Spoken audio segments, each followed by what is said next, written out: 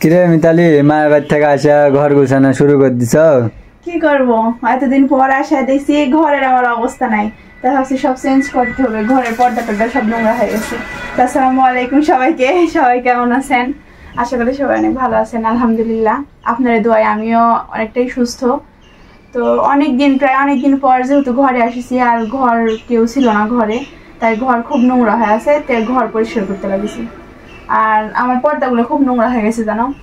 আমার পর্দাগুলো মানে আমার ঘরে বিয়ে হওয়ার পরে একটা ঘুমি পর্দা ছিল, তারপরে এই তো আপনাদের ভাই আমাক একটা পর্দা কিনে এনে দিছে। এই পর্দাটা আপনাদের ভাই আমাক দো কভার পেজ থেকে কিনে এনে দিছে। পর্দাগুলো কিন্তু খুব সুন্দর। হ্যাঁ, খুবই সুন্দর। ওই জন্য তোমাকে আমি লিয়ে দিছি, তোমার পছন্দ হবে নি বলে। তাই ওয়াও, কি সুন্দর পর্দা। তুমি খালি পর্দা করতেছো, বলছো যে একটা পর্দা কয়দিন চালাবে ঘরটা? আর পর্দা একটা পর্দা হলে হয়, আপনারা কমেন্ট করে বলেন তো। আর শখের একটা ঘর, ছোট্ট হোক কিন্তু শখের। যাই হোক, ধরেন শখের ঘর। আর হ্যাঁ, তো শখের ঘর সাজাবো না, কোনটা সাজাবো ওগুলো?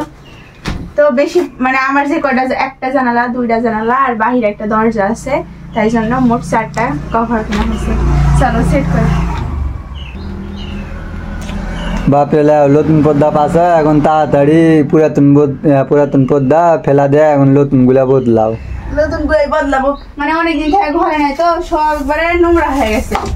তো সব খুলে পুরাতন গুলা খুলে ফেললাম, ফেলে এই তো নতুন পর্দাগুলো এখন লাগাবো। পর্দাগুলো কিন্তু অনেক বেশি সুন্দর, তাই না? হ্যাঁ, খুবই সুন্দর। লাগাও।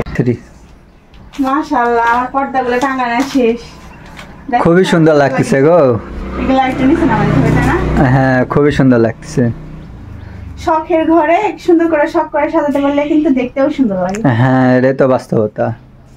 তবে ঘরগুলো খুব ছোট, আমার ঘর মানে একদমই বড় না, তারপরেও সবসময় পরিষ্কার পরিচ্ছন্ন করে সাজা গুছা রাখার চেষ্টা করি।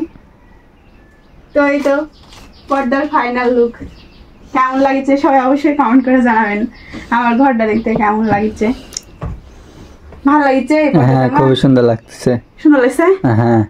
তো আপনারা যারা এরকম সুন্দর সুন্দর পর্দা কিনতে চান, তারা দ্য কভার পেজে অবশ্যই নক করতে পারেন। আমার ভিডিওর ক্যাপশনে তাদের পেজটাকে মেনশন করে দিব, সবাই অবশ্যই চেক আউট করে আসবেন। তো আমার এই পাশে আরেকটা জানালা আছে, এই জানালার জন্য কভার নিছি, তো এই কভারটা এখন পরাই নিব। হ্যাঁ, এটাও পড়ানো।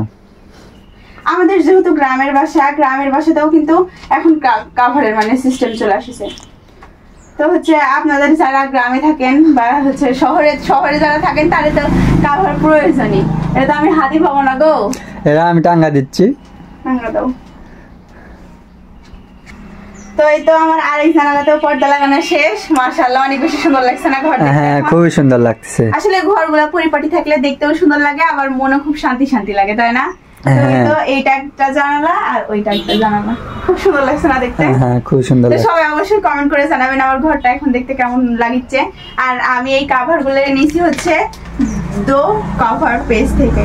আমার ক্যাপশনে তাদের পেজটাকে মেনশন থাকবে, অবশ্যই চেক আউট করে আসবেন।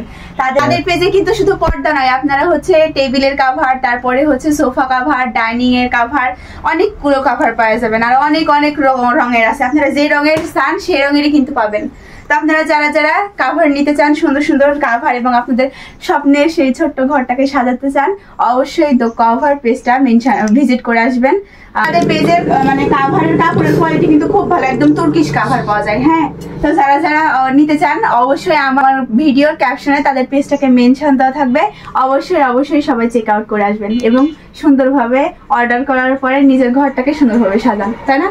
আমার মতো করে অনেকদিন পরে ঘর সাজালাম। তো আজকের ভিডিও পর্যন্তই। আমার ঘরটা কেমন লাগছে কমেন্ট করে জানাবেন। আল্লাহ হাফিজ সবাইকে।